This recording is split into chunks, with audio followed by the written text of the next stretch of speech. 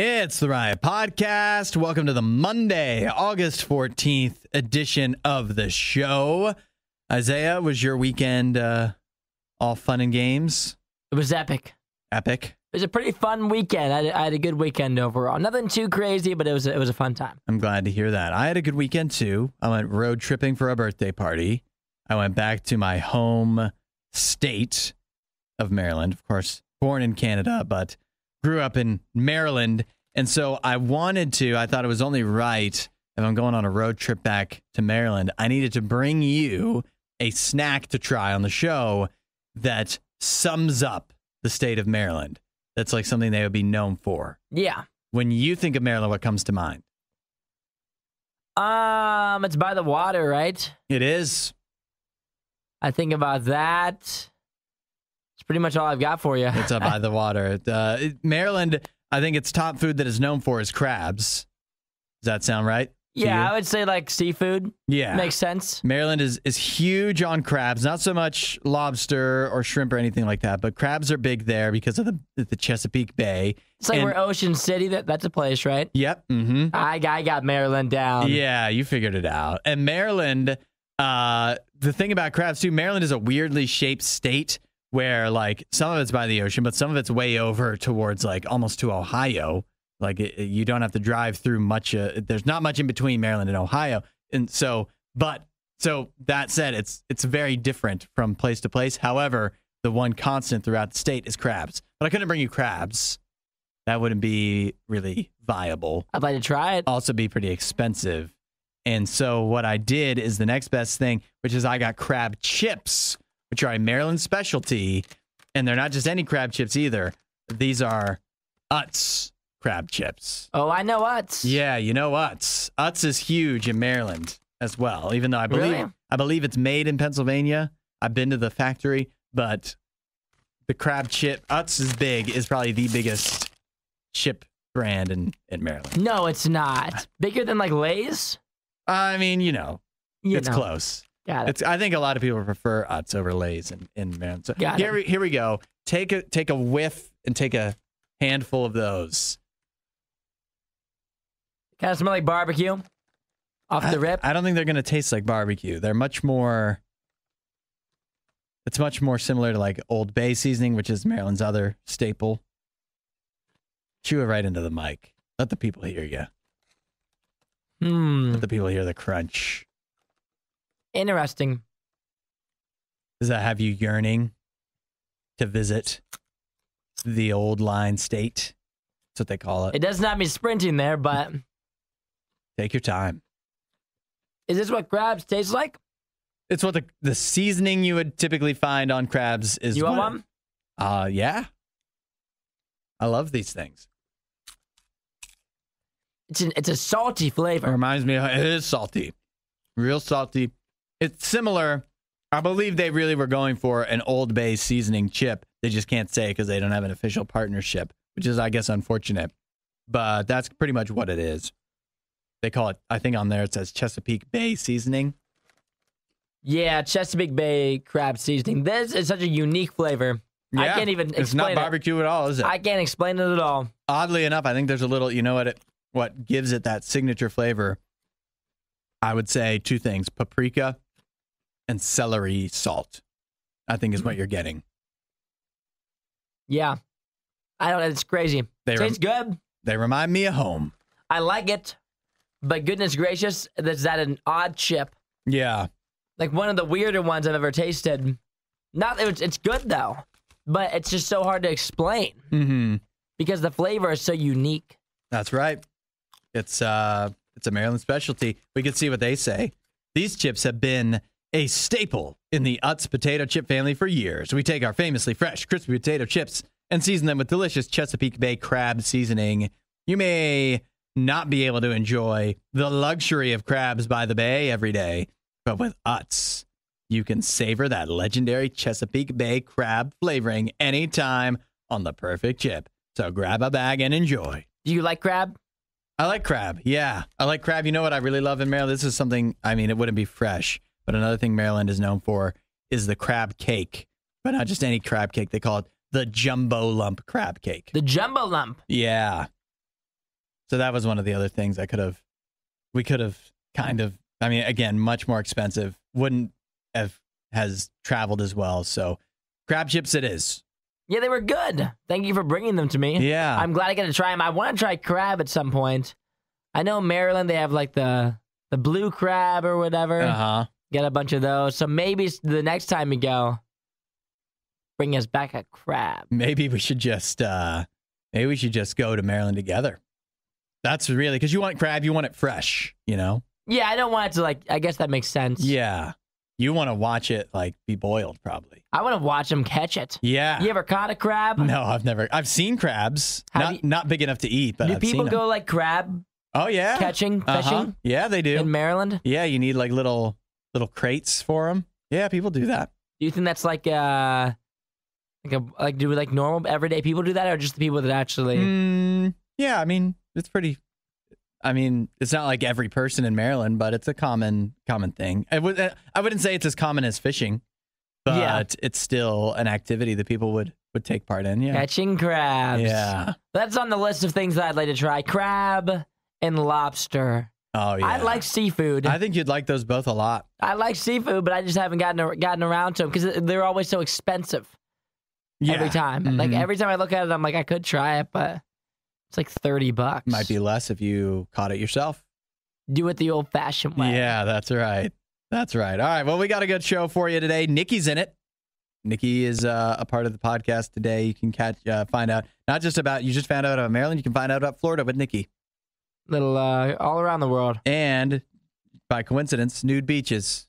Do they come up with Nikki? You'll have to stick around and find out. Could be. We'll catch you next time. We'll see you guys. Add a little riot to your Instagram feed. Follow @RadioU Official. The Riot. RadioU. Now, how long do you think this Mark Zuckerberg, Elon Musk feud has been going on, would you say? Maybe like 2 weeks? 2 weeks at least, right? Feels like it. I think, it feels like it's been going on a while. Ever since the first day that I don't even know how it got started. The idea of them fighting each other.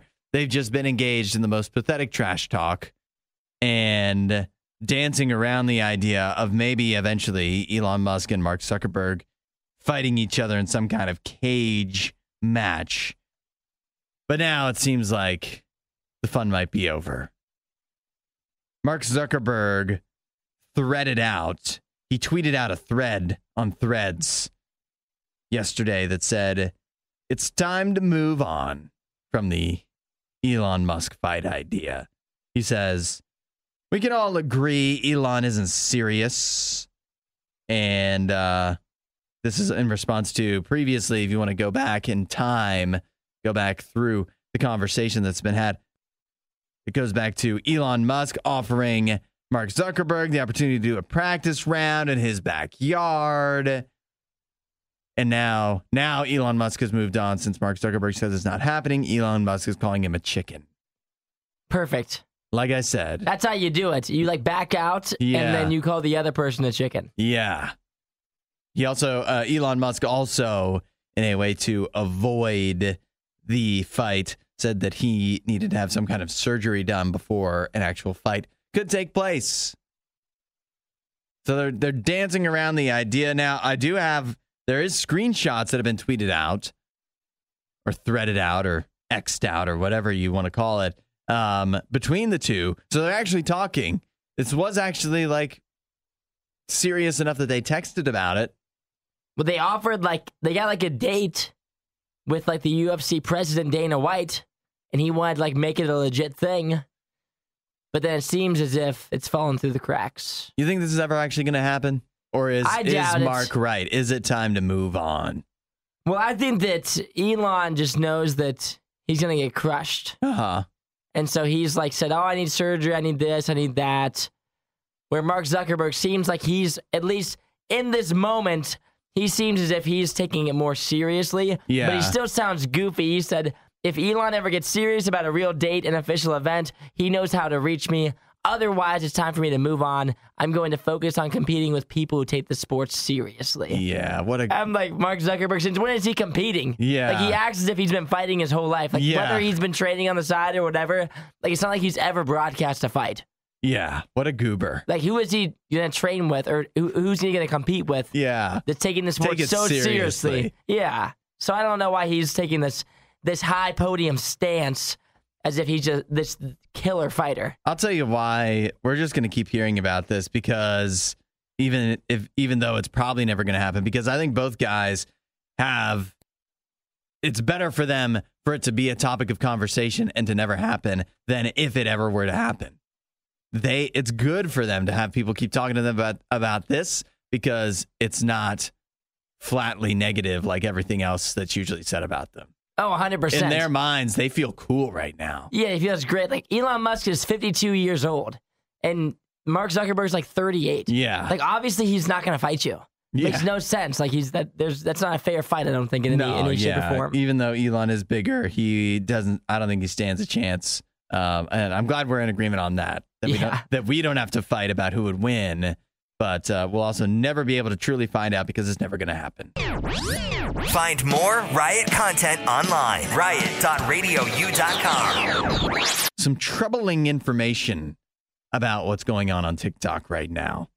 Some research out of Singapore suggests that half of all posts on TikTok that talk about the older generations, like boomers, basically, apparently half of them perpetuate negative stereotypes about the old, about senior citizens. Does that bother you? Well, I'm not really a boomer. No. So it's not like offensive to me. No, it doesn't offend you, of course. But I think that's kind of just how it goes. I think if you get on Facebook, it would be like the opposite. You think so? It would be making fun of people who are between the ages of like 15 and 30, probably. Yeah. No, I don't doubt, but maybe this is a negative stereotype. But yes, the boomers on Facebook hating on millennials and Gen Z for sure. Yeah, so it's just how it goes. If I actually was on Facebook reading their posts, I think that's what I would see. Yeah, so and there's no studies about that. It's just even. You think but I think it all evens out. But do you think that's right? Shouldn't we be like trying to make peace?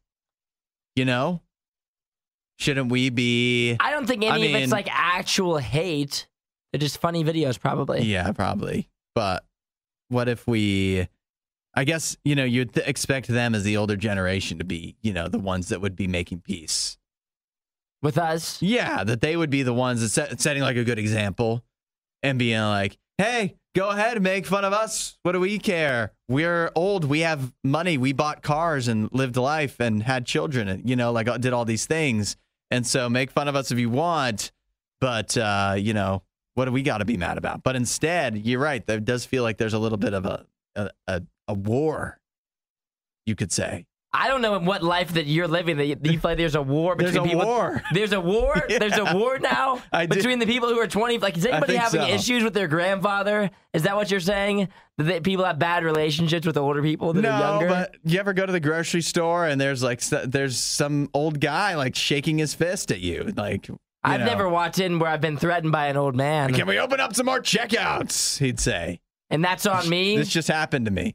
That just happened to you? Yeah, that an old man was yelling at you to open up more checkouts. Yeah, even though I don't work at Kroger's, he was asking me. He said, why don't you do this? So I feel like there's a war, is what I'm telling you. But I feel like now I'm perpetuating some negative stereotypes about old people. Like they're angry and they're complaining about things they don't understand. You're trying to start trouble. And that's what I'm seeing. But that's not what I want to be. I want to bring peace. I think we need to perpetuate some positive stereotypes about older folks. See, but that's no fun though. Like, what's the fun in that? It could be fun. What's the fun in TikTok if we're just all being nice to each other? I think it's funnier if we're just making fun of each other. Yeah, that's what TikTok is. It's just a bunch of jokes. But wouldn't it be? And you have to be able to take a joke. Yeah, that's how the world works. Listen, this is going to be funny. Ready? Okay. Old people are friendly and kind.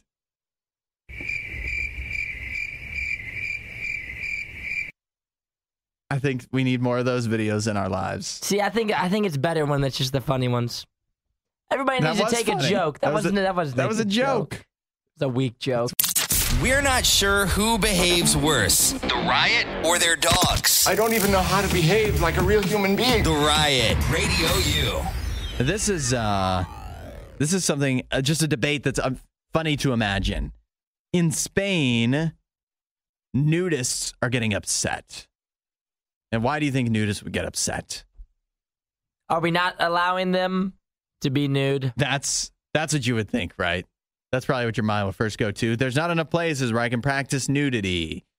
I'm getting really good at it. There's not enough places where we can, be free and be who we want to be and be nude or whatever.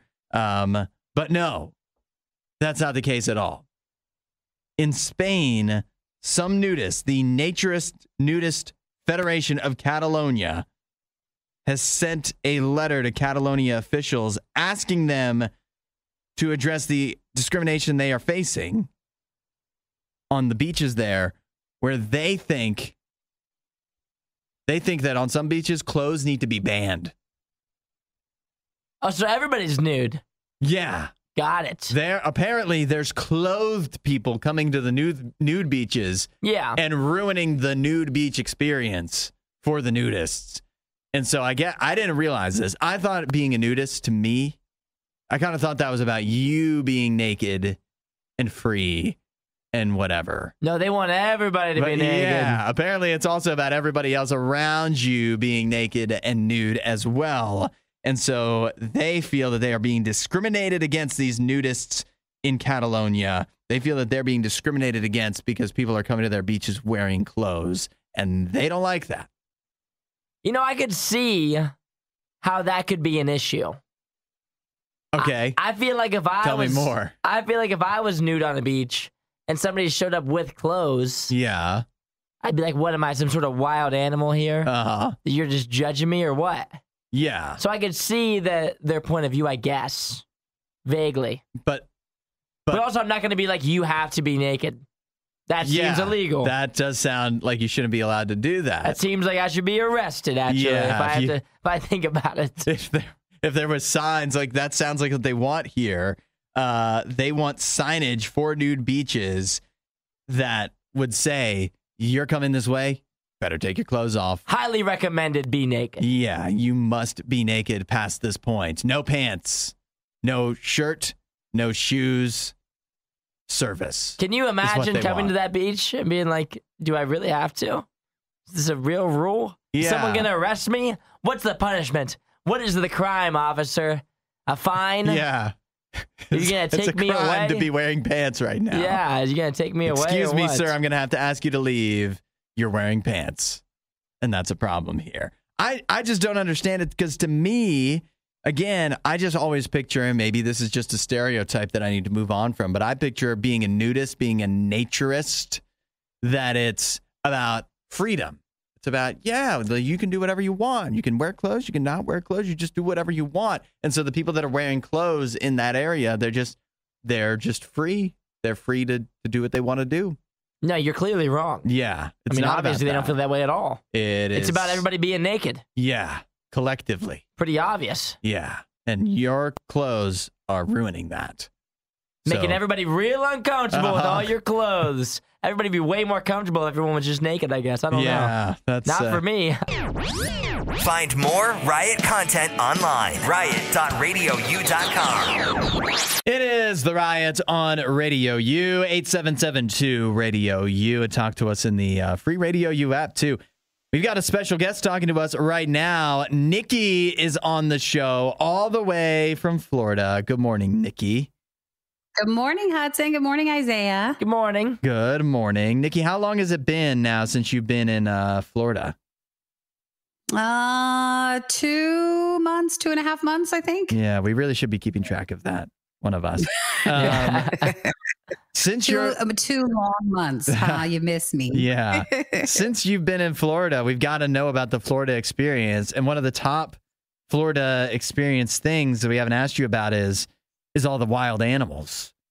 Because Florida, everybody, all the stuff that's around. Yeah, Florida's way different than pretty much anywhere else in the country. There's so many things you could spot there. So I'm sure that you've seen gators in Florida, right?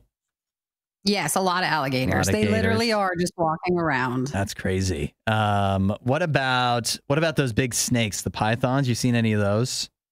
No, they're more south, like in the Everglades at the bottom of the state. So I have not seen like a python, no. Are you considering, though, when they do the python hunt, you want to get in on that? Depends on how much money we could get. You guys could come down, make like a ton of money. Yeah, it's big bucks, and I think we'd probably get a lot of views online, too. I'm afraid I can't do the whole snake thing. Yeah. There's a lot of other creatures I'd be willing to capture, but a snake, it just freaks me out. Especially they're the ones that like swallow you whole. They're like slimy, too. I would never be able to get my hands on it. And if you want to know like controversy, I mean, sure, everybody's always said something on air that maybe not everybody agrees with. But if you go and do the python hunt, I imagine you're going to hear some conflict about that. Yeah, I feel like people will probably be upset about that. Yeah, I guess I understand that. But then again, the alternative is like they eat your pets while you're not looking. So that's true. Nobody wants that. True. Nobody wants that. Okay, did I ever tell you the story about my backyard with the neighbor's dog? I don't think so. Okay, eat your neighbor's dog? Yeah, does it have a sad ending? Okay, you ready? Okay, it doesn't have a sad ending, but I thought it did. So late at night, Eric said one of our neighbors was out with like a flashlight calling for his dog. He has a little dog. Oh, no. And everybody's like, oh my gosh. And so the next morning when we woke up, there's a lake behind us. And there's always alligators and stuff there. But off to the side is like 20 vultures that are there. Uh-oh. Oh, boy. And they're eating something small. Uh-oh. And the whole morning, I thought it was the neighbor's dog. You never went and chased them away? Well, no, like the thing was late. gone. Yeah. It was too late. You can't do it. So I made Eric get his camera because he's a videographer and zoom in from a distance. And I was like, please tell me if this is this guy's dog. You got to go tell the neighbor like his dog is dead and being eaten. And it wasn't. It was an armadillo, which there's a ton of here. And I thought, okay, at least it wasn't the neighbor's dog, but still, poor armadillo. He was long gone. Uh-oh. Now those vultures are going to get leprosy. Can you imagine Eric like zooming in his camera and just seeing like this little puppy dog? Like that coming through the lens would be so traumatizing. You'd have to throw the camera away. It was awful to watch, but it was not a neighbor's dog. Because yes, even there's a lot of stuff that'll get them out there. It's true. I was thinking though, the armadillo was another one I wanted to ask about. I see so many stories out of Florida. What about Nikki? You're near the ocean, right? Yeah. You ever see any manatees in there? Yes. The last time I went to the ocean, a manatee swam by. Just only one? Just one. And you're not allowed to go near them. Like you get fined if you bother them or touch them. So I was just like, oh, you're just swimming. But no shark, only the manatee. Oh, yeah. We learned about that because you can't touch manatees. But I don't know if you heard about, maybe this is in the news there too. Apparently people are calling 911 because they see manatees mating on the beach and they mate in like piles of dozens of them. No, I did not hear that. How did you not hear about it? It's Pinellas County is where they shared that. It was like viral on TikTok and everything. You didn't see that? I did not. Oh No. Because Nikki's the one calling. Yeah. Something's wrong with the manatees. They're all beached to shore. There's so many. They're all piled up here. And there's an armadillo behind my house. No, you do see, going back to the armadillos, you see those. That's the number one like roadkill. Those are always the things on the side of the road. Huh. Armadillos, yeah. Do you find them cute seeing them face to face or no? I haven't seen one alive. I've only seen them dead. Well, I don't know what they look like, cute or not, but I've only seen them dead. Manatees, always cute. Those are really fun to see. Yeah. Well, unless you see, never mind. This is taking a wild turn. So, Nikki, we'll let you go. Thank you very much. Have a good rest of your morning, Nikki. You too. Bye. Nikki. It is the riot. Disinformation, mispronunciations, bad impressions. That's Hudson. This is the riot on Radio U. Now, we are really hitting back to school season right now. I know a lot of people going back to school this week. Some maybe next week, some already back in school. So what better time to make some new friends? You're a pretty friendly guy, Isaiah, wouldn't you say? I can be pretty friendly. All right. I've got some tips here about how to make new friends as you maybe go back to school And so I want to run these by you, see if you co-sign on these as a person with many, many friends. Step 1, honestly evaluate what kind of friend you are now and what kind of friend you want to be. That's a good tip. Yeah, I guess if you want to have some useful friendships, some positive friendships, you need to think about what are you bringing to the table for your friends, for somebody who might be your friend, and what do you want a potential friend to do for you? Step 1. Number 2, take an inventory of your relationships as they stand right now. You need to look at what your current relationships are and see, what was it about? How did these friendships get started? What was it about them that got them off the ground? You still with me? I'm with you here. I think this one's more of like a how close are you? So you look at your current friends and how close you would consider them? Yeah, like what kind of relationship do you have going right now with them, you know? Like some friends, like maybe we need to work a little bit better on our friendship. Maybe we need to hang out a little bit more. Maybe we're hanging out too much. Maybe this person's kind of upset with me type things. I got you. Yeah. So you could go into this school year, just go at this phase of your life and think, I need new friends. Maybe the truth is you need to work on some of the friendships you have, and maybe if you're going to have new friendships, some of the current friendships you have need to fall off because they're a little too much of an energy suck and not getting you back what you're hoping for. Okay, I think we're still good here. Next, find something you're interested in. And friendships don't just come down to having somebody, that has your same similar interests, but it's a good place to start, isn't it? It is. Especially, I'm thinking school stuff. Like you think, oh, I'm interested in playing the tuba. I should join the band. Maybe I'll find somebody else interested in playing the tuba. That is true. That is true. You might run into somebody else. Odds are. That's probably the best place to find someone else interested in the tuba. Might be the only place. If I had to guess. It'd be weird to be interested in the tuba and not in band. Probably. True. Next step. Ask questions. This is good. Sometimes we get so wrapped up in ourselves that we just only focus on what we want, our interests, but the best way to maybe establish a friendship with somebody is to find out about them. That builds trust, right? And the friendship, a lot of times, it's all about trust. People like to talk about themselves. That's right. If you just ask people questions and have them talk about themselves, they will think you're a cool person. That's right. Because they'll have been talking the whole time. And they'll be like, man, I really like him. He was really cool, even though it was just them speaking the whole time. Yeah, I mean, you just got to listen. You got to be careful because you don't want the relationship to just turn into their chance to brag about themselves and tell you all about their life and become really one-sided. But at the same time, you give them space to do that, and they're going to feel really rewarded, really, like you actually care about them. And if somebody's doing that anyway, you don't want them. You don't want to be friends with them anyway. So. Yeah, if they just start launching into stories about themselves without you asking questions, that's when maybe it's not going to work out. Finally, if a new friendship doesn't work out, don't let it bother you. There's a million people out there that can be your friend. There's also a million, even more people that probably will never be your friend. And it's no fault of your own. So keep that in mind. Just get out there, make some new friends. It's a new opportunity this school year. You won't hear a show like this anywhere else. And that's probably for the best. The Worst of the Riot. Radio U. Would you view being able to work from home as equal to a raise? Me personally? Yeah. I would not. You don't think it's the same thing? I don't think it's the same at all. Even, what if I gave like a number? Like, would you rather be able to work from home or like a 5% raise? You'd still take the raise? I'd take the raise, yeah. Yeah. I mean, 5%, that's like, carry the one, like that would add up over the course of a year or two. And, but you're in the minority.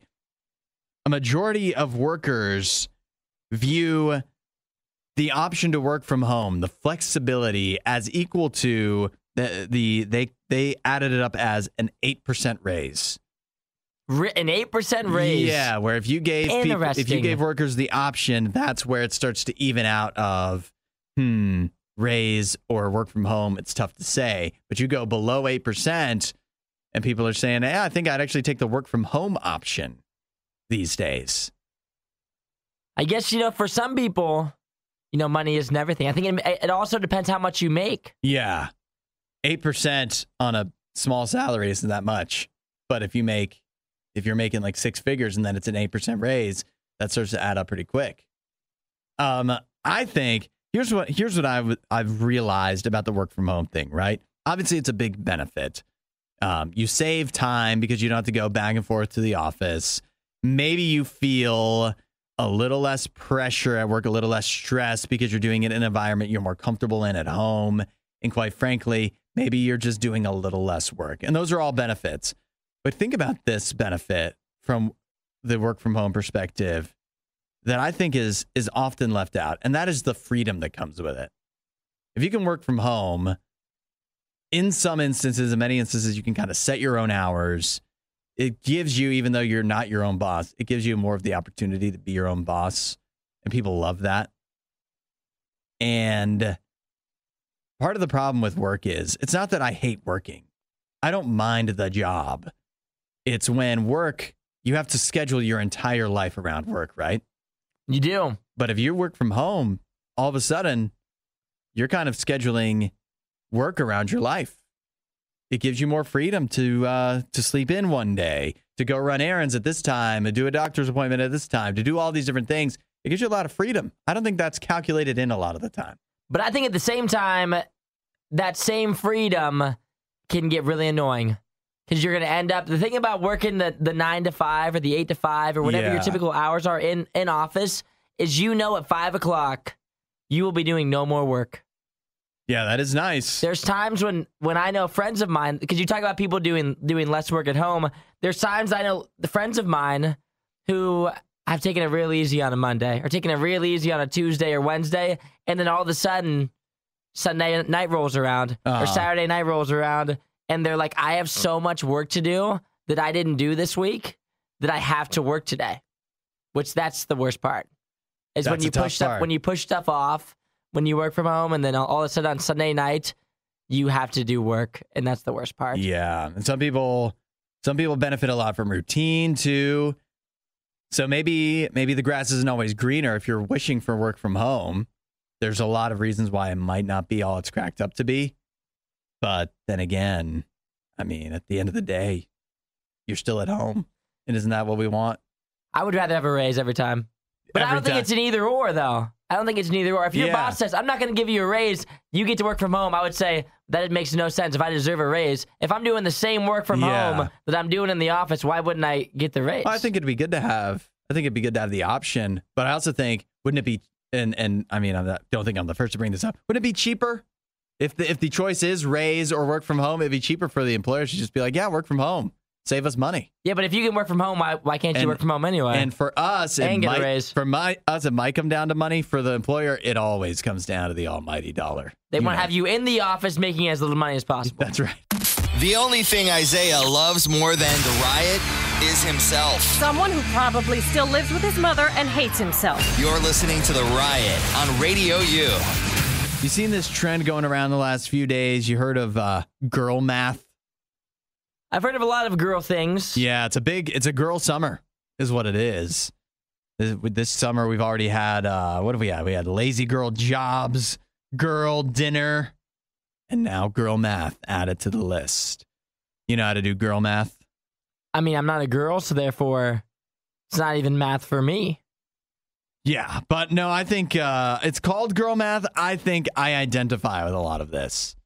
I understand it. Girl math is basically working your way around, figuring out some kind of equation to justify purchases that aren't actually necessary. For example, girl math. If it's under $10, I didn't spend money. That's dangerous. Yeah, it is. That's how you get into trouble, but it's also how you have some fun. What about this girl math? This is not good. Many people have had a lot of fun spending less than $10. Oh, you hold your tongue. you can have a great time for less than $10. Yeah, 5 and below. How about this one? Girl math. If I order delivery and spread it amongst several meals, I'm actually saving money because it means I didn't buy dinner or lunch the next time.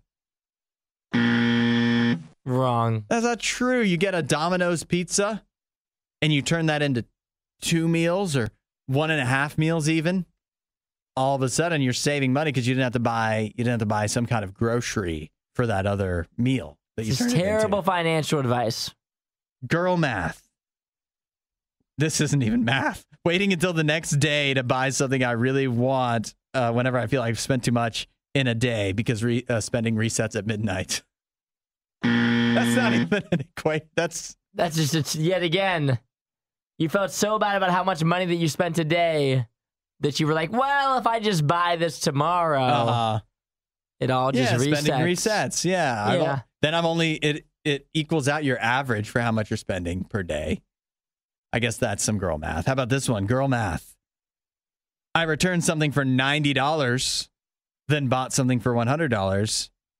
Ipso facto, I only spent $10. What a deal. What? Incorrect. I think that's true. I think that's not true. Because the $90 is sunk. You can't. But if you hadn't bought anything at all, then you have $90 in your pocket. Yeah, but you're not. Then what good is that doing you if you don't spend it? Terrible financial advice. That one checks out. No, it doesn't check out. This one is so true. Pay for something with cash, it's free. Girl math. I feel like that's a lot of people feel that way now with cash. Cash isn't real. Well, it's because you don't see it on your number on your bank account. Yeah, so it doesn't count. You can't pay bills with cash. I'm not endorsing any of this. This is all terrible financial advice. Let me tell you this much. If you meet a girl, if you're dating right now, you're going on dates, and you meet a girl that says these things, you should not hang out with her.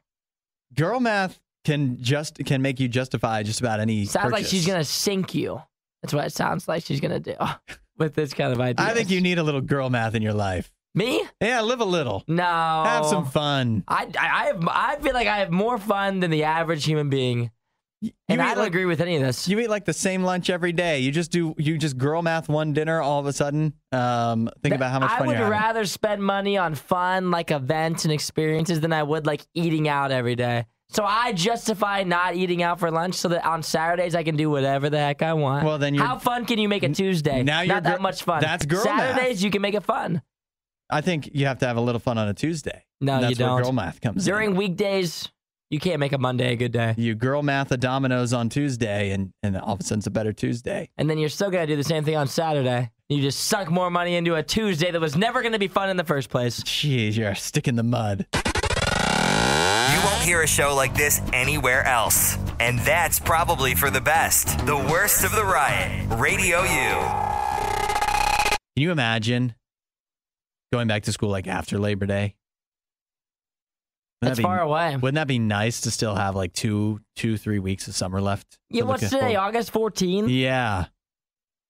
Yeah, it's pretty early. It feels but now that I think early. about it, like my brother's getting ready to go back to school when he moves back in this upcoming weekend. Yeah. Yeah, this is a big it's a big time for that. So you got to be ready. And I know for some people like you, when you talk about back to school for you always sound like you were more excited to get back to school.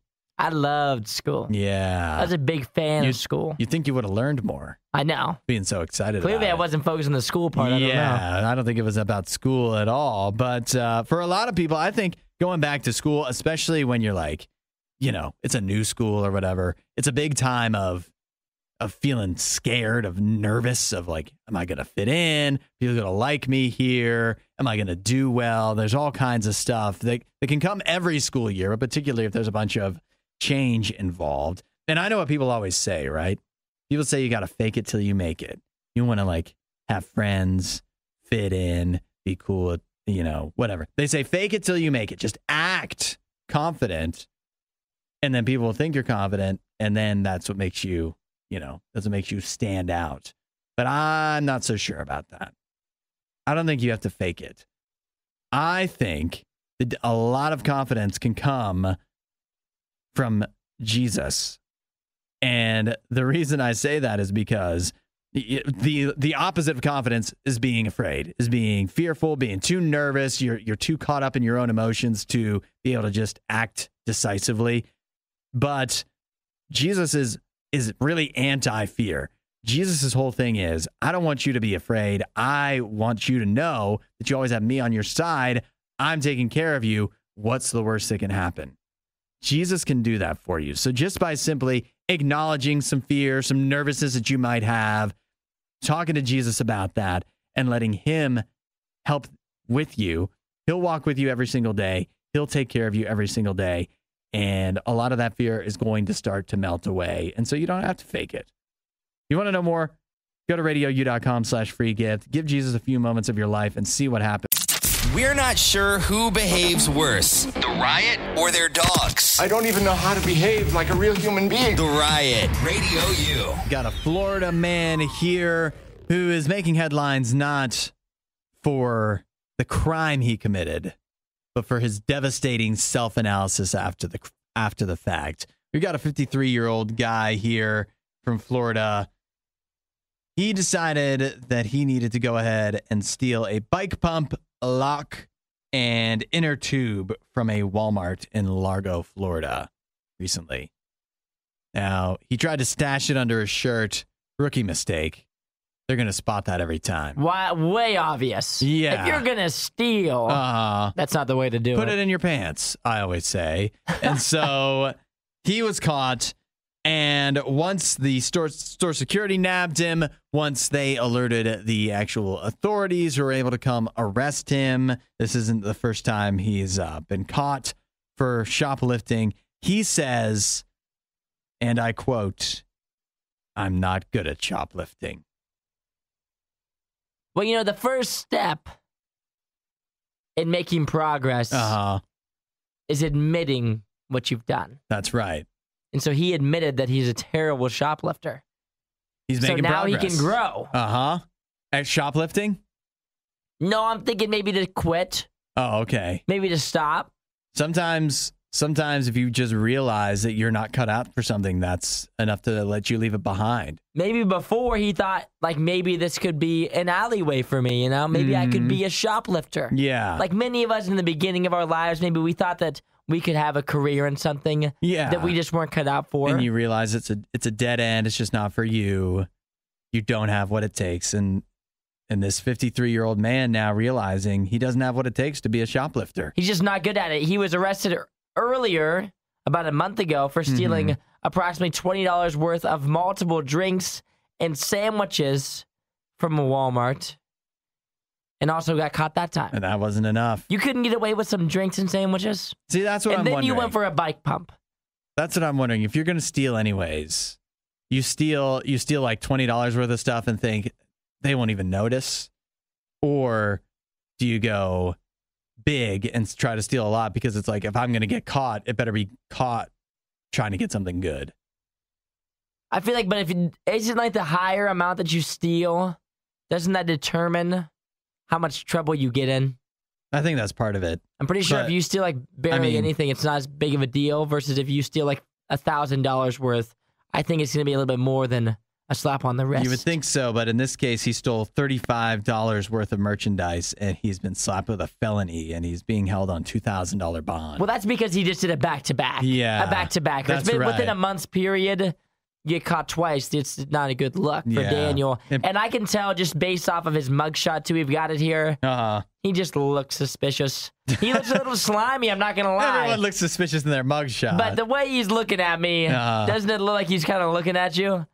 In that photo, I see that mugshot, and I'm like, if you walked into my store, I might not trust you either, Daniel. It does make me a little nervous. Those beady eyes. I know for a fact that you're stealing something. Yeah, well, I guess he's learned his lesson now. He's not good at shoplifting. Hopefully. He's been caught twice in the past month, and now he's got that felony charge. Hopefully, from here on out, he tries not to steal anymore, because clearly he can't do it. A felony charge and a broken bike.